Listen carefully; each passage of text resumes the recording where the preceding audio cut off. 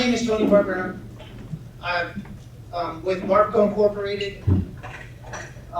We're a family-owned company. My father, Jim Barbera up there, he's the founder. He founded the company back in 1989. We're a manufacturer of horizontal auger boring equipment, tunneling equipment, and directional drills, and all the toolings and everything for accessories for that line of equipment. My father started his career a long time ago, and he started in the trenches, out in the field, doing sales and technical service, field service for his brother, Leo Barbera, who owned a company called American Auger. Now, American Auger is currently today our biggest competition. My father, Jim Barbera, has since passed, and Uncle Leo is out of the business, but as generations go on, we're still kind of neck and neck with American Auger as manufacturers for what we do. I think with the way my father started this company and his approach to the market, okay, through field technical service, being out there with the end user, in the grind, in the pit on a daily basis, trying to solve problems that they would encounter during their crossings and their jobs. That kind of propelled us it snowballed into kind of giving us a recognition or a reputation, if you will, for being a service provider to the industry. And in education, as far as how to use our equipment or apply these types of equipment in the ground, or to how to solve a problem that these guys come up with on the fly as we work with them.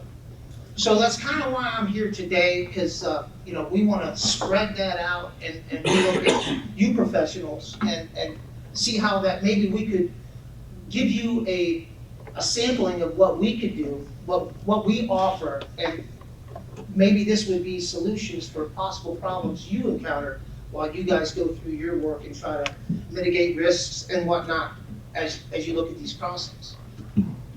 With that said, we have two products that I'd like to talk to you about today, okay, that impact the environment one way or another.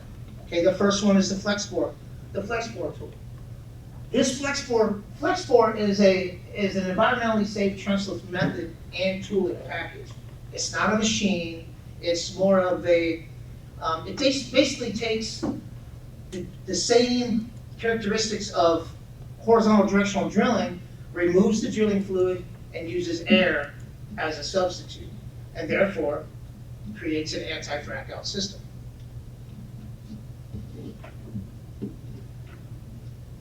One of the biggest problems we've encountered over the last several years of all these pipelines, y'all know, has been the spills that we've had, the gallons and the countless gallons of bentonite and drilling fluids that are spilled into our wetlands, rivers, and streams.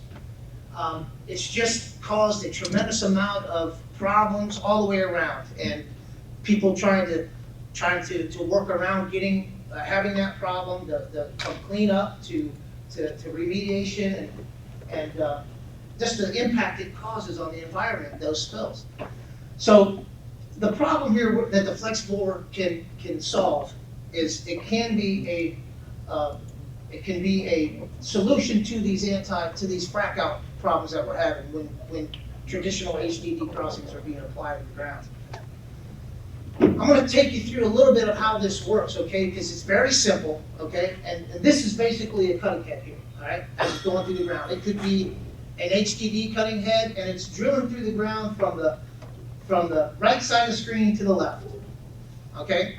The difference that we have here, and the reason why this works, is because directional drilling pumps a fluid into the ground. Water, it's a water-based, it could be bentonite, it could be a polymer, it could be whatever the ground calls for, right? They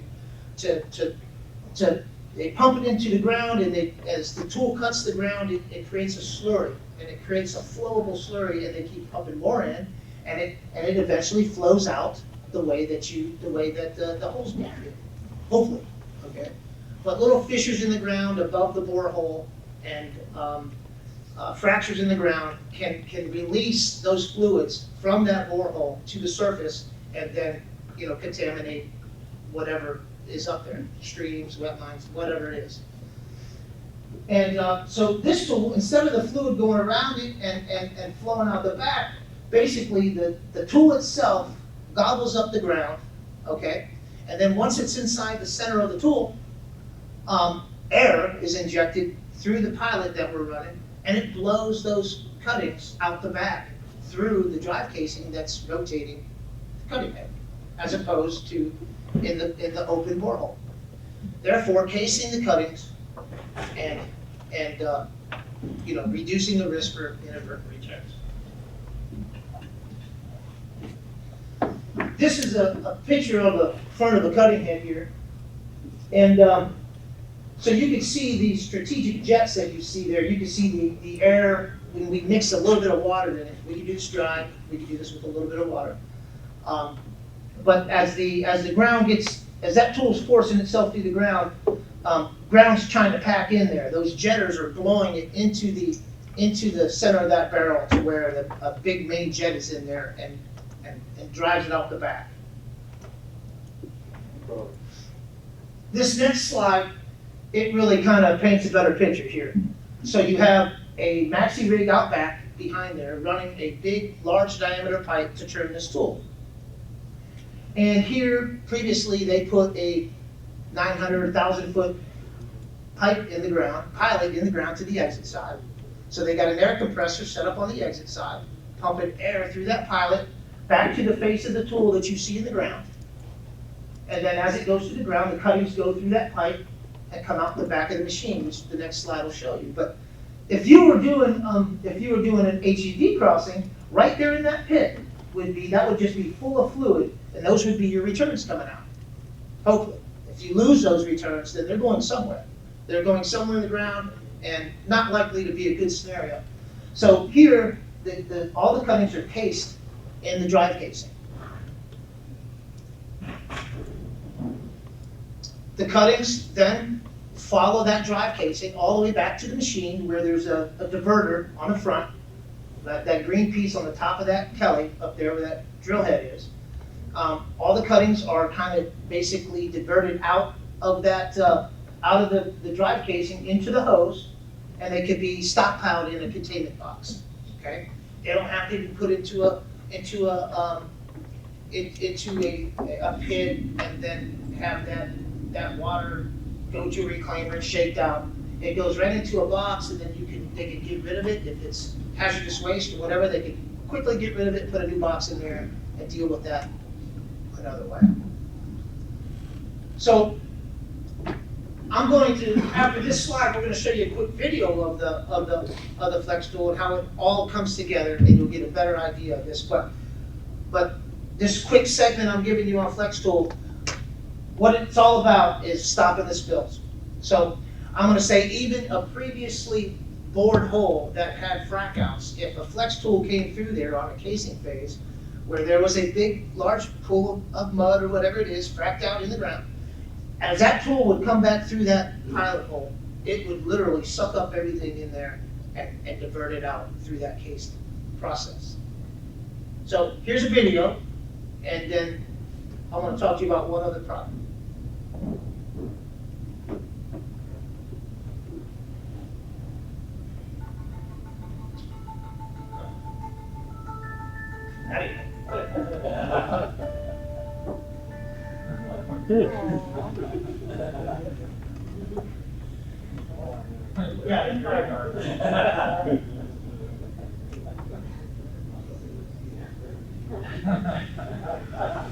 Good message, Tony.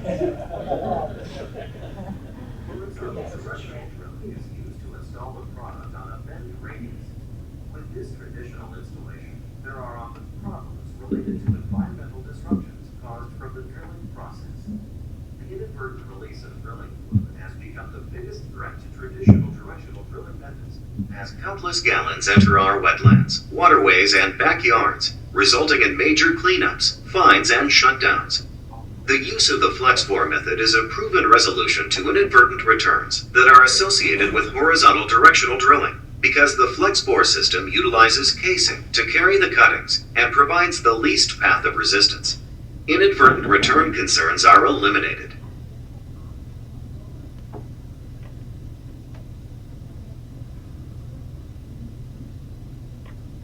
Here we have a horizontal directional drill performing a radius crossing under a waterway.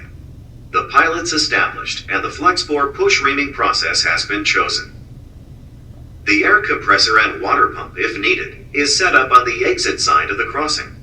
The output hose is connected to a pulling swivel. A diverter is attached to the drill spindle.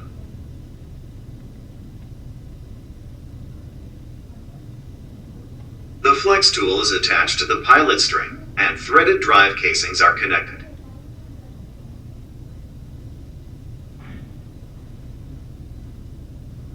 The air compressor and water pump are turned on. The excavator operator on the exit side keeps a small amount of tension on the pilot string during the ream process, keeping the nose of the tool pulled up into the pilot hole. The drill operator starts rotation, and the push reaming begins. Cuttings are carried through the threaded drive casing back to the diverter, where they're ejected. Consecutive drive casing are added until the crossing is complete.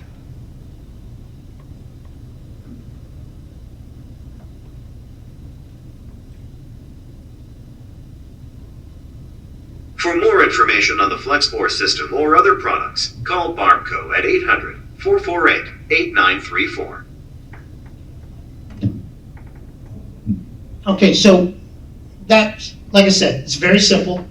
The way it works, it's figured we should have been doing this a long time ago. It's very simple. There's nothing to it. We're simply taking the air and replacing the drilling fluid with the air and using that. And in this case, the horsepower is the air in this equation. Okay, you need CFM. All right, so it's no different than directional drilling. If you're going to drill a hole and drop your production time is going to be on how quickly you can excavate that ground. So how much drilling fluid do you pump into the ground to create a slurry and to excavate the hole? That sets the pace of production. Here, CFM would do the same thing. So that's a little tidbit on flex tooling. And now I would like to speak to you about our tri-bore machine. Now, tri-bore machine is a 3-in-1 machine. Okay, it's an auger boring machine, a directional drill, and a guided auger boring machine. This is what we believe to be a great approach to slip crossings, to potential slip drills. Give you a little background on the machine itself. It's a compact footprint. Okay, so there's 3 models. There's a 30-inch, a 36, and a 48-inch model, and they progressively, spec-wise, get larger and larger. And they are this machine is for the most part designed to put line and grade installs of whatever it is, sewer line, gas lines, whatever, it doesn't matter, but it is particularly accurate with some of the tooling that goes on here, that's able to go on the unit. The unit is remotely controlled, okay, and so every function of this machine is operated by the remote, so you don't need to be on the machine, okay? The safest place to be when you're drilling is away from the machine, so we're promoting that. And it allows the operator that remote allows the operator to go walk around the machine and look at what's going on, maybe in some kind of focus area where there's breakouts on these things that break the pipe. That's a high maintenance area. It allows you to go up there while you're operating and inspect and keep your eye out all the way around the equipment if need be to make sure everything's going well. Go ahead. Like I said, three modes of operation. Auger boring is number 1, and this is a footprint set up as an auger boring machine. Okay, now everything's there. You're pushing casing while you're excavating the hole in this method. Okay, so this is your road crossing. This is the old standby right here, the auger boring machine doing road crossings. Okay, that's the setup it's in right there. Horizontal directional drilling looks the same pretty much, right? It has a set of breakouts in the front with a crane in the front attached to it. The track is expandable, so if you're going to run, if the contractor chooses to get more production, instead of running 20-foot joints, he can get 30-foot random pipe and increase his production rate by using longer pipe, therefore less connections. That's what the machine can do. And then finally phase of this machine is the guided auger boring phase, okay? This is very similar to horizontal directional drilling, with the exception that it, instead of injecting fluid into the ground and excavating the hole while the pilot's being put in, it's simply diverting. It's compressing the soil. So it's compacting the soil as it goes through the ground and as it navigates. And you're steering this tool with a line of sight with guided auger boring. So there's a high-powered camera in the back looking through the machine, looking through the pilot tube you're putting in there. And so you can imagine if you're putting a 600-foot pilot in the ground, 400, whatever it is, and you can see lights, you can see through it.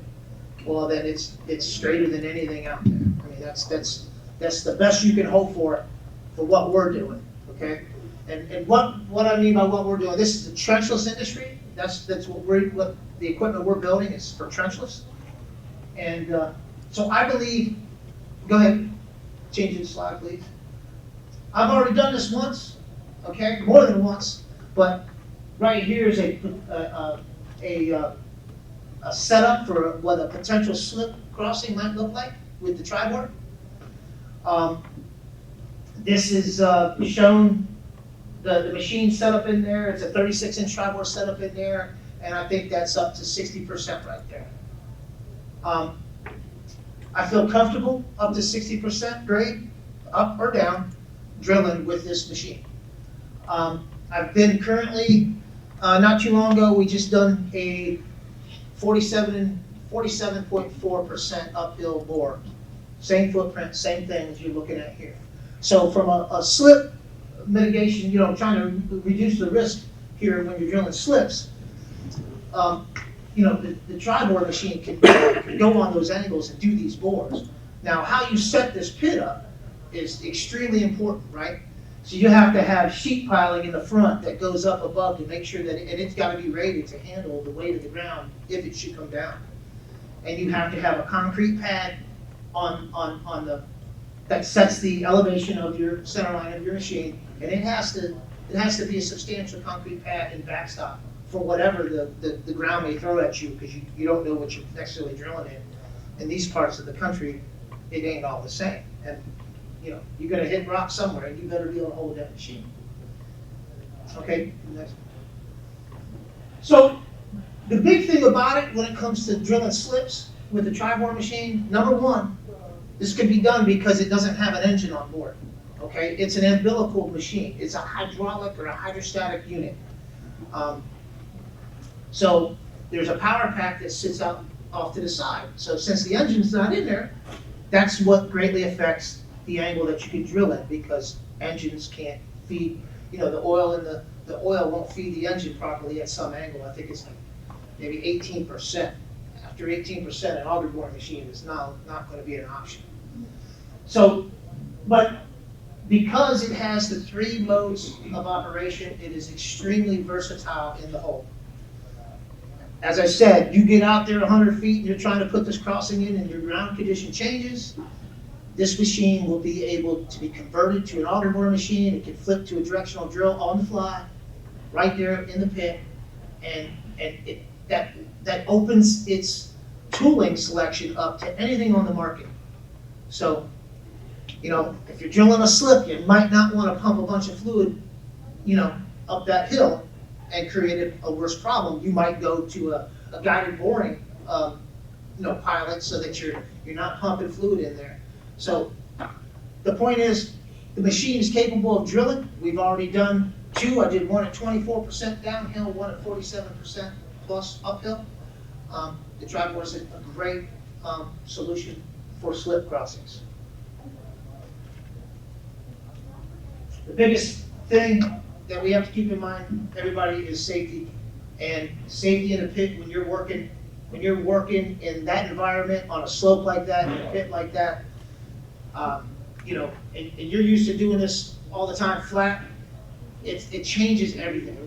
Everything may appear to be the same the way it's set up, but the fact that you're on the slope and you got to work up and down that slope to get from the chuck end of the machine to where, you know, to the front end of the pipe, up and down that slope, it's challenging. It works on your body, so you have to be prepared. You have to have the site ready with hand railing, and everything in there has to be considered from a safety point of view. But like I said earlier in this speech here, the number one asset to that safety there is being out of the pit. You know, that remote will come out of the pit, and while we're drilling, while we're running it, and while it's under any harsh conditions, and while it's in a operation mode, you can be out of there and everybody out of the pit and run the machine.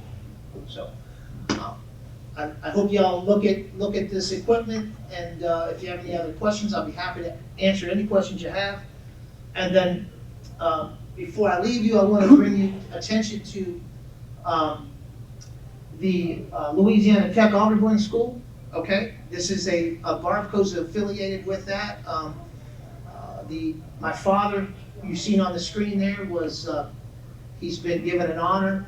They built the facility in his name, him and his brother Leo Barbera's name. So it's what's it called? It's called Barbera Education Research and Training Facility, and there's curriculum through Louisiana Tech for auger boring. So when you gentlemen were talking about your training school, man, I think that's great, and I think that's where this industry, you know, we have to continue doing that. I think what you guys are doing is upper high class stuff there, and so if anybody needs any additional information about the Louisiana Tech curriculum and what they're doing down there, flex bore or tri-bore, I'm here to answer any questions for you. Thank you.